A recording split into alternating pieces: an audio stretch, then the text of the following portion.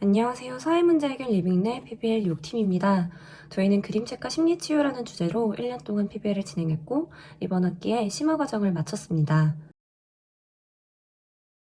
저희는 팀장 최서영, 회계 재성백, 그리고 손지현, 김성겸, 오윤정 총 5명의 연구진들로 구성되어 있습니다. 저희는 지난 학기 20대 청년들이 불안과 우울증 등의 심리 문제를 앓고 있다는 기사와 관련 정책 이슈를 공유하며 많은 청년들이 심리적으로 힘들어하는 것을 알게 되었습니다. 그래서 청년들의 마음을 다독일 수 있는 많은 방법들 중 그림책을 소개해보자는 내용으로 연구를 진행하고 있습니다. 그럼 지금부터 이번 학기 진행한 프로그램들 성과 보고 시작하겠습니다. 그림책의 인식 개선을 위한 캠페인과 퍼스널 그림책 테라피, 전문가 강연, 총 3개의 프로그램을 기획했고 실행할 모든 준비를 마쳤습니다. 그중 가장 먼저 그림책 인식 개선 캠페인입니다.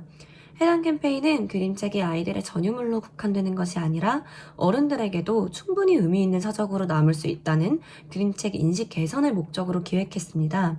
11월 4일에 실행 계획 및 자체 제작 책갈피와 같은 소품까지 모든 준비를 마쳤고 11월 7일 문화스포츠대학을 시작으로 공공정책대학, 농심국제관, 학생회관에서 총 4일간 캠페인을 진행했습니다. 저희가 공부한 칼 로저스의 상담이론과 그림책의 연계성 등을 통해 그림책 테라피 효과에 대해 설명했습니다. 이후 그림책 인식 개선과 관련한 간단한 설문조사를 진행하는 순서로 캠페인이 진행되었는데요. 설문에는 총 143분이 응답해 주셨습니다. 전체 응답자 중 약 53%인 77명은 원래 그림책의 마음치유 효과에 대해 몰랐다고 답해 주셨습니다. 이들을 대상으로 캠페인을 접하고 난 이후에는 그림책이 마음치유 도구가 될 수 있다고 생각하는지에 대한 물음에 77명 중 단 7명을 제외하고는 모두 그렇다라고 답했습니다. 이번 설문 결과는 캠페인을 통해 그림책의 인식 개선 목표를 달성했다고 해석하기 충분합니다. 추가로 전체 응답자 중 약 73%가 마음이 힘들 때 그림책을 찾아보고 싶다고 답해 주셨습니다. 이러한 분들에게 저희는 퍼스널 그림책 프로그램을 추천드렸습니다. 퍼스널 그림책 프로그램은 저희가 기획한 두 번째 프로그램입니다.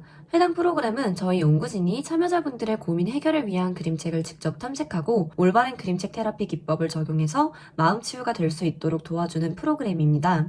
프로그램 참여자를 모집하기 위해 캠페인을 활용했습니다. 저희가 직접 제작한 그림책 책갈피에 프로그램 신청 구글 폼으로 이동하는 QR코드를 기입했고 카드뉴스나 홍보 포스터 등을 제작해 온라인 매체에서도 노출시켰습니다. 최종적으로 5명의 참여자분들과 함께 퍼스널 그림책 프로그램을 진행했습니다. 프로세스는 다음과 같습니다. 저희 연구원 5명이 참여자 각 1명씩 담당하고 익명의 대화방을 통해 참여자분들의 고민과 어려움을 들어주었습니다. 이후 약 7일간 참여자분들에게 필요할 것 같은 그림책을 선정했고 연구진은 선정 이유와 적합성에 대해 내부적으로 끊임없이 토의했습니다. 이렇게 최종 선정된 그림책은 참여자분들께 전달되었고 참여자분들은 그림책을 접한 뒤 자신의 마음 변화에 대해 서술해 주셨습니다. 참여자에게 적합할 것 같은 그림책을 선정한다는 게 어떤 건지 이해하기 어려우실 것 같아서 2개의 선정 예시를 들어 설명하려고 합니다. 첫 번째 예시로 참여자 A씨는 친구와의 감정 충돌로 인해 더 이상 친구와의 연을 이어나가고 싶지 않지만 또 그 친구와 관련한 다른 사람들과의 관계에도 악영향이 끼칠까봐 어떠한 조치도 하지 못하는 상황이었습니다. 이 흔들흔들 다리에서라는 책은 쫓고 쫓기는 여우와 토끼가 간신히 통나무 하나만 남은 다리로 뛰어오르게 되는데요. 그들은 섣불리 움직일 수 없는 상황이기에 어쩔 수 없이 서로를 마주보며 함께 시간을 보냈고 결국 서로의 이야기를 나누게 되며 내적 친밀감을 쌓게 됩니다. 이러한 부분에서 대립하는 상대를 피하지 말고 차분히 마주보는 용기가 필요할 수 있지 않겠느냐라는 메시지를 전달하고자 해당 그림책을 선정했습니다. 이처럼 저희는 참여자의 상황과 최대한 일맥상통하게 해석될 수 있는 그림책을 선정하려고 노력했는데요. 참여자의 상황이 일치하는 그림책을 찾기 어려운 경우도 있었습니다. 참여자 B씨는 자기 편에 서지 않는 부모님께 깊은 상처를 받았고 현재는 원만한 관계를 유지하고 있지만 불현듯 떠오르는 기억들로 인해 힘들어하고 있었습니다. 부모님에게 받은 상처를 다루는 그림책은 거의 없었기 때문에 그림책 매칭에 어려움을 겪었습니다. 그래서 저희는 어떤 것 때문에 힘든 상황에 놓였구나 라고 느끼며 자신과의 거리를 좀 두고 객관화하는 것, 내 일처럼 생각하지 않고 그저 현상으로 바라볼 수 있도록 유도할 수 있는 그림책을 선정해 참여자의 마음이 괜찮아질 수 있도록 유도했습니다. 즉, 고차원적인 심리상담 이론을 적용할 수 있도록 노력한 부분입니다.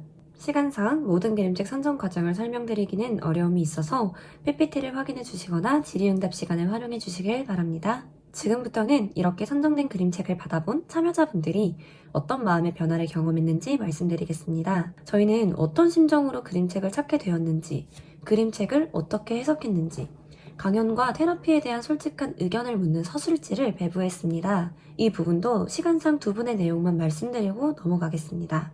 맨 처음 설명드린 친구와의 관계로 인해 어려움을 겪었던 참여자 A씨는 흔들흔들 다리에서 책을 읽고 여우와 토끼처럼 친구와 대화의 장을 마련할 통나무 다리가 필요했던 걸지도 모르겠다라고 말하면서 이 책을 통해 친구와 어떻게 풀어나갈지 조금은 가닥이 잡혔다고 말해주셨습니다. 부모님에게 받은 상처로 계속 힘들어했던 참여자 B씨는 나는 그릇이에요, 큰다는 건, 나는요, 총 3권의 그림책을 전달받았습니다. 참여자분은 이 책을 통해서 지금은 좋은 기억보다 나쁜 기억이 많이 담긴 것 같지만 미래에는 계속 좋은 기억을 담아낼 그릇이 될 수도 있겠다고 생각했습니다.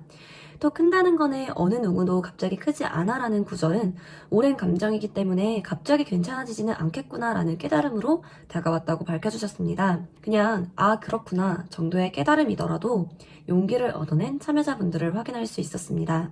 이와 비슷하게 거의 모든 참여자분들이 저희의 의도 혹은 참여자분들의 자유의지대로 그림책에 담긴 수많은 메시지를 본인들의 상황에 투영해 위로를 받았습니다. 그림책에 담긴 그림과 글뿐만 아니라 그림책을 읽는 행위 자체에서도 여유를 느낄 수 있었으며 쉬어가는 느낌을 받았다고 답해주신 분들도 계셨습니다. 특히 그림책을 읽으며 어린 시절로 돌아간 것 같다고 말씀해주신 분들이 많았는데요. 어린 시절의 내가 어른이 된 나를 위로해주는 것 같은 느낌이 그림책 테라피의 가장 큰 효능이 아닐까 생각됩니다. 저희가 기획한 마지막 프로그램은 강연입니다. 11월 30일 수요일에 서문경상관에서 진행됐으며 그림책이면 충분하다 저자 김영민 님이 강연을 맡아주셨습니다. 저희는 퍼스널 그림책 프로그램 참여자분들이 조금 더 효과적으로 그림책 테라피 방법을 활용하길 바라는 마음과 또 캠페인에 참여해준 많은 학생들이 그림책 테라피의 메커니즘에 대해 조금 더 깊게 이해할 수 있기를 바라는 마음에서 강연을 기획했습니다. 청강자분들은 특히 마음속 아이와 관련해서 강연 소감을 말씀해 주셨는데 모두가 마음속에 아이를 품고 있으며 그 아이가 치유받는 느낌이었다라고 밝혔습니다. 또 성인이 된 나와 어린 시절의 나의 괴리감이 사라지는 듯한 느낌을 받아 마음이 안정되는 것 같다고 말씀해 주셨습니다. 이렇게 저희 연구진들은 총 3개의 프로그램을 통해 1년간의 긴 그림책 테라피 공부를 마쳤습니다. 저희의 프로그램으로 도움을 받았다고 표현해주신 많은 분들과 또 1년의 시간 동안 함께해준 연구진 그리고 정은하 교수님께 감사의 인사를 표합니다. 1년 동안 PBL 활동에 진심을 다할 수 있어서 행복했고 그림책과 인문학 소양을 기를 수 있었던 것은 정말 좋은 기회였습니다. 지금까지 사회문제 해결 리빙는 PBL 6팀 그림책과 심리치유였습니다. 감사합니다.